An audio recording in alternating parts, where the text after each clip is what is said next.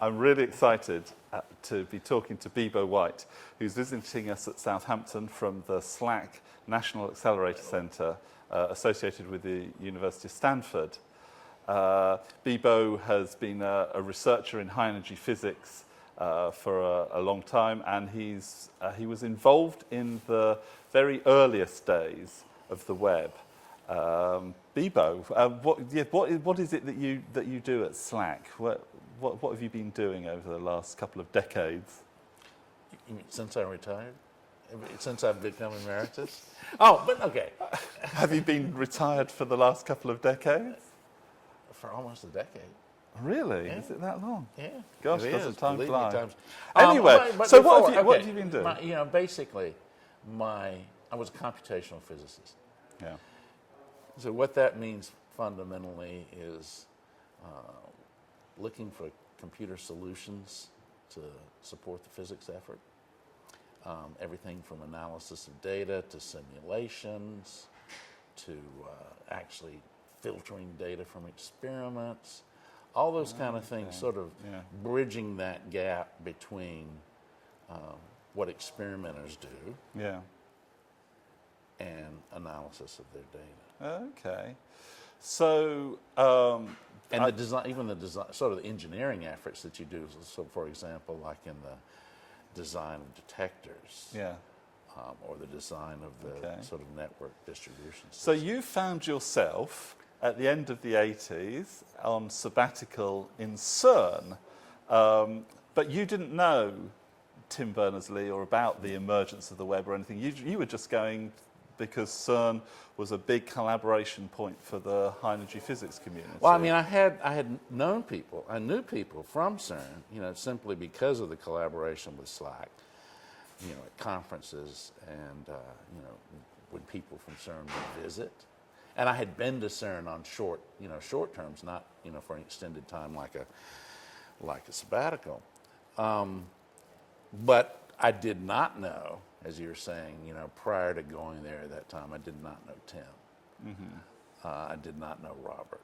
Most of the people that I knew were those who were directly in the computer center, with respect to that, or some of the physics experiments. Yeah, but you are actually represented, or your work is represented, on the original web diagram that Tim produced of how he was going to try and bring all of this information systems together. So you were associated with something called Group Talk. That's correct. And that was a... Group Talk was a rudimentary chatting system. Yeah.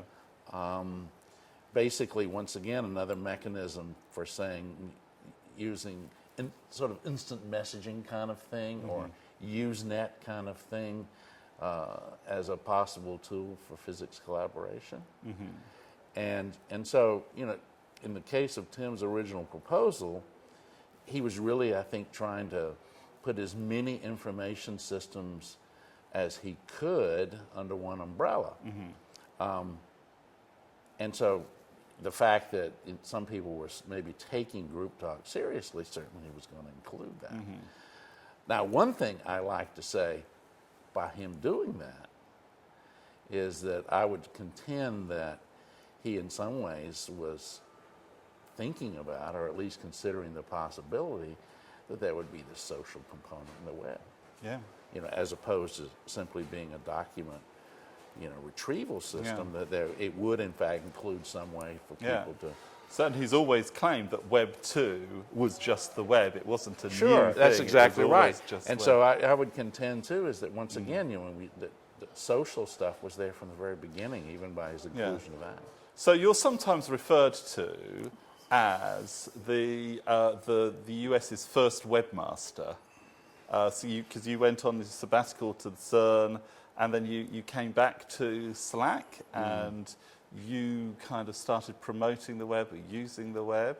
Well, the context in which, you might say I was the webmaster in that sense is that, this was effectively because I kept the machine running. Yeah. Or put up some of the original documents, the rudimentary documents. Now, so I've seen your original web pages. And did, as we were talking about, the whatever had to be done with the server code and the browser code to make it run on our system. So if that's what constitutes the webmaster, then maybe that's accurate. But I don't think I ever really sort of liked that term, because it always just seemed to be kind of a hack. You there was the idea too that you had a postmaster for handling email. So somebody comes along with a idea of a webmaster for doing that, but I think it's kind of a bogus. Yeah. That's my opinion. Yeah. But if it meant someone who basically was responsible for, maintaining the server and maybe helping people initially put content together, then there might be some legitimacy to it.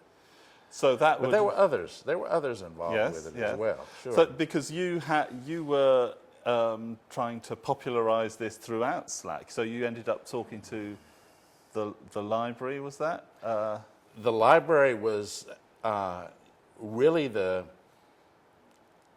biggest distributor, I think, for information, in the sense that they maintain, Slack publications, and they maintained what is called a Spires preprints database. Yeah, which was hugely influential. Which was hugely across the influential. world, not just and, in. it was simply because, clearly bread and butter, for physicists in many ways is how much their work gets cited.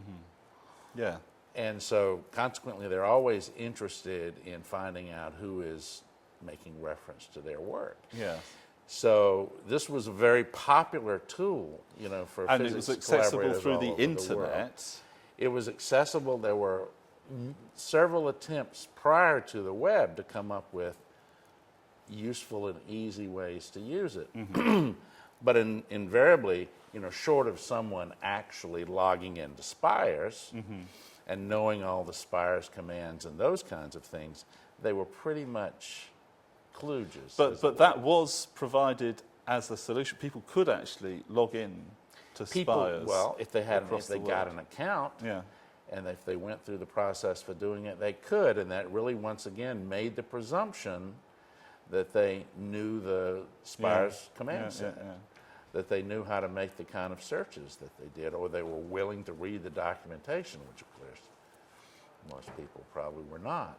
Right? But, so the library were very interested in the possibility of the web. Well, when it was demonstrated, that the web could, in fact, make queries, even if they were replicating command line queries to the preprints database, then it was taken very seriously. Because if nothing else, it sort of freed Slack up from having to try to deal with, some wide variety of ways that people could access that resource.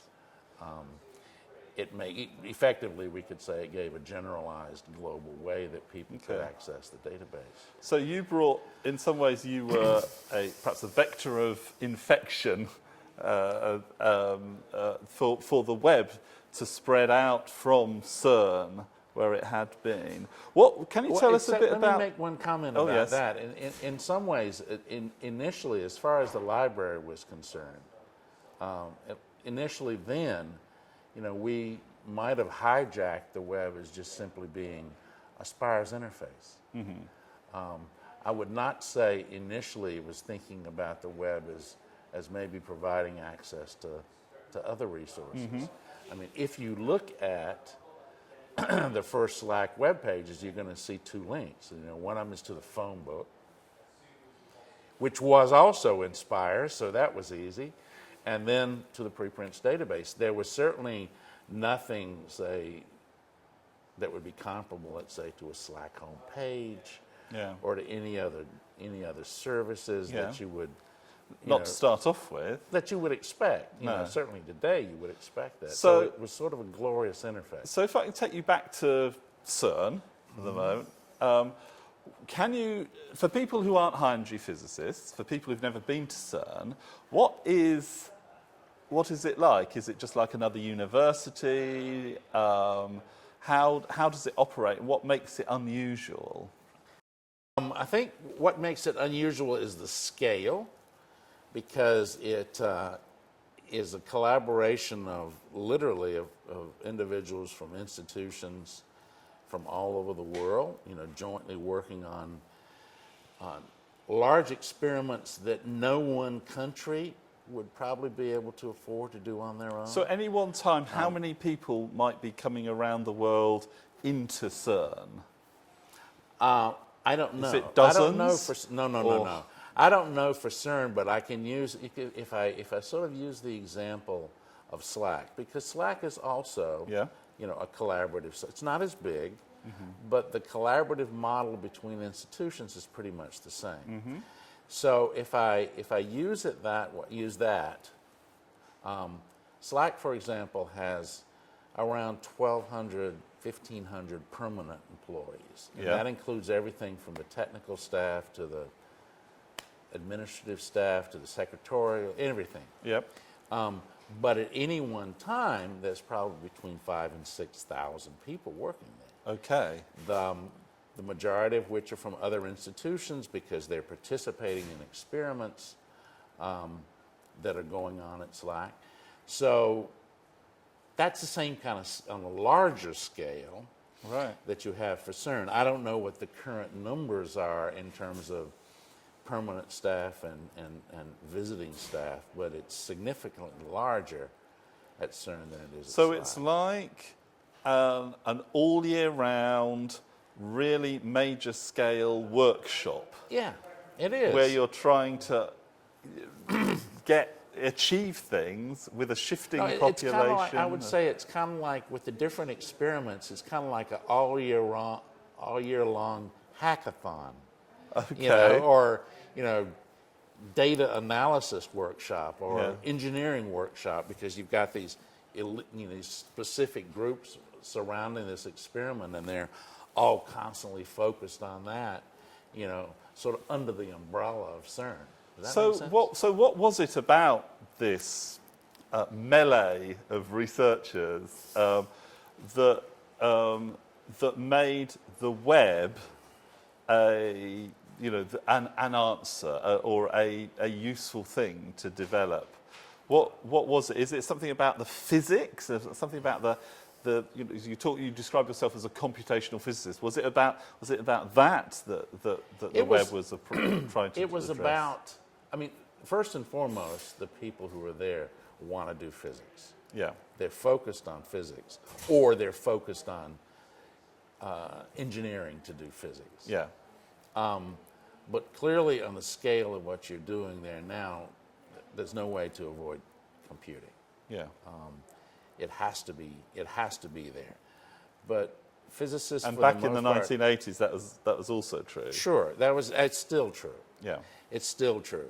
And I always was of the opinion is that, physicists don't want to spend unnecessary time doing computing. They're perfectly willing to use it as a tool. They know they need to use it as a tool. But very few of them have any desire to be computing experts. And so, consequently, since most of the data they want, most of the information they want, communication that they have has to be done via computing, you're really always sort of looking for the easiest, straightforward way to do it. And that was the promise of the web, saying is that, okay, physicists wouldn't have to learn operating systems. They wouldn't have to learn specific command sets, like in the case of Spire's preprints. Yeah. They wouldn't have to think about formats, is this document in Word, or is this, WordPress, WordPress, or SciWriter, or any of those kinds of. That's exactly the case. Because we come from a world in which there were lots and lots of manufacturers of different types of computers and lots of word processors. And not only that, but CERN and SLAC too, they're high-profile sites, high-profile places, and computer manufacturers love to sort of showcase the idea that a place like this is using their products. So consequently, you had people that were using all of these different things because some cases it was free. They were doing collaborations. And so it was like this, almost this Tower of Babel problem, right? You wanted to communicate. And in the case of the web, it was sort of viewed where you would not have to deal with all the individual, specific details in order to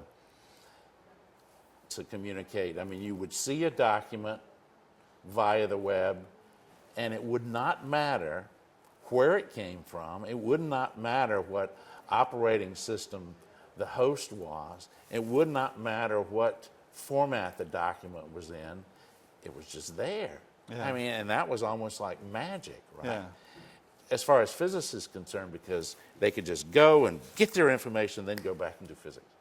So perhaps the impression that people have when they hear about it being born at CERN is that it was born in the laboratories with people trying to share their data and their results and, and trying to understand things. But the conversation we're having makes it sound very much like it's actually about the collaboration itself and about, I think when we were talking earlier, you said so that you didn't have to be an expert, learn how to be an expert in another computer system in order to read the minutes of the meeting you'd just been But sitting in. I think that if you look at Tim Yeah. in that sense, I think he surely recognized exactly the same thing, this sort of idea of communication. Yeah. And then, of course, he had a technical history, having built a system to organize his life, as it were. Yeah.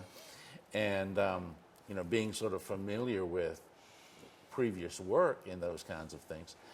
So his particular thing in recognizing, what the situation was amongst physicists, was saying, okay, well, here's a possible solution. I believe that, what I have created for myself can be scaled up to the level of something like CERN. And effectively, that's how he sold the idea of developing the architecture to the CERN management. So, I mean, clearly, I think what I'm saying is not necessarily a unique thought by any means. I'm sure that was part of his motivation. Yes, yeah. In terms of sort of recognizing the same sort of social interaction model that not just CERN, but any of these large physics collaborations and maybe other kinds of scientific collaborations face. So that was how the web started, and the rest is history. The rest we've... Well, can I make a couple of comments with respect to I that? don't think I'm going to be able to stop you. But the thing is, I would also contend, this is my opinion, that had the web stayed in this sort of isolated physics environment that way, then it wouldn't have gone anywhere. It would just been just sort of another sort of a unique local tool for maybe supporting physics research. And certainly it might have been gradually accepted more and more and more and more as sort of a proof of concept amongst the other labs. But I think effectively one of the greatest things in the history of the web was that it escaped that community. I mean, I love the physics community, but I think it was that would have been a dead end effectively for it to stay there. And CERN, that's what happened, because CERN basically told Tim, and it sort of had the same attitude in any of the labs, is that, our product is not computer. Our product is physics. Yeah. Yeah. So the web has escaped into the real world. The wild. And now, of course, we're looking at, sort of there seem to be new possibilities for it to change and extend its reach. You've been talking you've been giving some lectures in the UK. You talked to our students about one possible direction for the future, the Internet of Things. I mean, how do you see that working out as the web finds new ways to take over different kinds of human activities, different kinds of collaborations and sharing? Well, I think in terms of like scientific collaboration, the Internet of Things gives a whole new dimension to possibly scientific use. Because as far as, at least once again, the high energy physics community, it was mainly talking about sharing documents. But the Internet of Things, brings forth this idea about doing remote experiments, remote experiment control, and those kinds of things. And using, if we talk then about not the Internet of Things, but what you might extrapolate that to, the web of things, then it could be viewed clearly in that community as just simply, once again, a logical extension in the evolution of the technology. I know how to use the web. Maybe that means I know how to use the web of things. It's just sort of the next step. But clearly, just like the web, there's almost an infinite range of possible applications, I believe, of the Internet of Things, some of which are extremely exciting and some of which are downright stupid. So we've focused on, or we like to partition the development of the web into the web of documents, which we kind of say was the first thing. Even, it's not entirely accurate. And then we say, the social web was the next thing, and then the web of data was another thing. And now we're talking about the Internet of Things is a web of devices, of more and more things, not just laptops and pieces, and our computer devices that are talking to services on our behalf. But, we're talking about all of our devices, some of which are very personal, might be watches or fitness measurers, or even pacemakers, health devices, or our cars and our kitchen equipment all being connected to the web. The thing that I find most exciting about the Internet of Things, I'm not, once again, making the distinction from the web of things, is what it includes. It's, once again, making this model that the Internet does not have to simply just be populated by sort of traditional computers or laptops or smartphones or things like that, is that you've got this broad range of devices that can be attached, and they're all peers of one another. They're all, you might have some kind of remote control facility. You might have some sensor that's connected to it, and it effectively is on the same level as any other device. It can be uniquely identified and addressed. It can do all the services.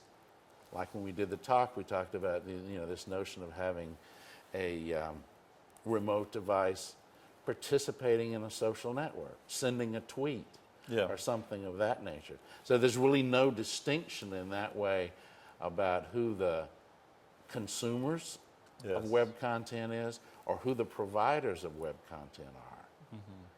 That's what I find is very exciting about the Internet of Things. And I find that, too, just in the same way that the web was an application built on top of the Internet platform, then the web of things is going to be an application built on top of the Internet of Things infrastructure, maybe using familiar web protocols. But clearly, sort of in that case, it fits very nicely with the web of data and the ideas behind the semantic web, in the sense that you're saying that a lot of the emphasis is the data and the content on the web has to be machine processable. So in the Internet of Things, you're going to have all these other objects that are also consumers. And so consequently, it's just, I think, sort of a natural evolution. So does that make sense? Yeah, I think so. Do you have... So it happened that CERN, or these big collaboratories, was an ideal place to just get enough collaboration, enough agreement around a sort of technical solution, the web, and allow it to emerge in little places with enough people supporting it that something happened. I think in some ways it was, as far as the web and CERN for this, it was almost like this perfect convergence. Yeah. And that's because, CERN had only recently gotten on the internet. Right. Because there was this whole hassle with respect to internet governance in Europe. And we had something different. Sure, we you had called the same. we coloured book software, X25. It was a so whole other protocol suite. But there was even our machine, we're talking about using BitNet, and those kinds of, and DECnet, were all these other popular things. Yeah. So CERN had just recently got on the internet, and the history of which I don't know, but the CERN library, CERN docs, which was the whole system, was all SGML based. Right. So you've got these things coming together, plus Tim's sort of philosophical or psychological contribution. It was like these things kind of converged at a perfect time, because, he could create the formatting language as an instance of SGML. CERN was hungry for applications that could run on the internet, since they had just joined the internet. Okay. CERN had this physics collaboration problem. So it was like this perfect convergence, social convergence. That was like right place, right time. Will we need another perfect convergence site for the Internet of Things, the Web of Things, do you think? People have talked about it for a long time. People have talked about and tried to deliver technologies that look like the web for 100 years before the web was born. What do you think? Do you have any sense of what that might be for the Internet of Things? Something that will really kickstart it and get it going. People talk about smart cities, don't they? People talk about smart cities, but very often when they do that, the Internet of Things is one of those technologies that when you talk about it, now, one of the first things that occurs to people is security. Are you opening yourself up for privacy violations? Are you opening yourself up for crime? Are you opening yourself up for cyber wars? So a smart city, you say, okay, that's great, but it's vulnerable, so that causes a problem like that. I think that clearly that attitude has to be overcome in terms of looking at the benefit. And, whether or not there's something like that, I don't know. You would often get asked, if the subject comes up with something like the semantic web. You say, well, what's the killer app for the semantic web? And I would say, is it even meaningful to ask that question? When you ask that question, I think to some extent, you don't really understand what the semantic web is about, because you're expecting just there to be something that's just unique, that's going to grab everybody's attention like it was in the original web, right? And so maybe that's the same thing with the Internet of Things. Maybe it's just too simple to think that there's going to be one unique instance that is just going to cause it to take off, that's going to make it, forefront in everyone's mind. I don't know. I don't know whether that's possible or not. You describe how when you went back to Slack, the library thought that the web might be a solution just for spires. And perhaps the thing about the web, in that case, the web was is a that killer app it's for Slack. Everybody can see, this will solve my problem. There isn't a killer app that does everything, but it just allows lots of people to sort out their own problems, and then you get network effects from all of those people's solutions joining together. I'll buy that. That might be what happens in terms of it. Clearly, a lot of people see, or their main interest in the Internet of Things or the Web of Things is going to be how to monetize it. Yeah. And sometimes that drives adoption, that drives progress positively, Yep. and maybe sometimes negatively. I mean, for example, that's what I said, is that if the web had stayed within the physics community, you certainly wouldn't have seen e-commerce, in a web-based commerce, Yeah. because that's certainly something that was not of interest to that community. Yeah. And so the same kind of, as you were talking about, the fringe effects might Yeah.